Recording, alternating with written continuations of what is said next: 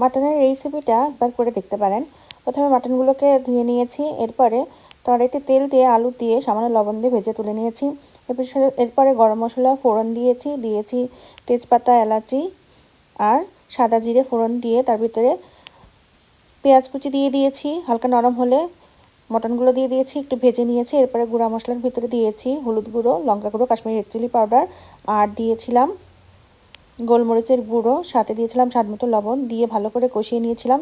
এরপরে আদা বাটা, রসুন বাটা আর লঙ্কা কুচি দিয়ে একটু কষিয়ে নিলাম। দিয়ে দিলাম ফেটানো টক দই, সেটা দিয়েও খুব ভালোভাবে মটনগুলোকে কষিয়ে নিলাম।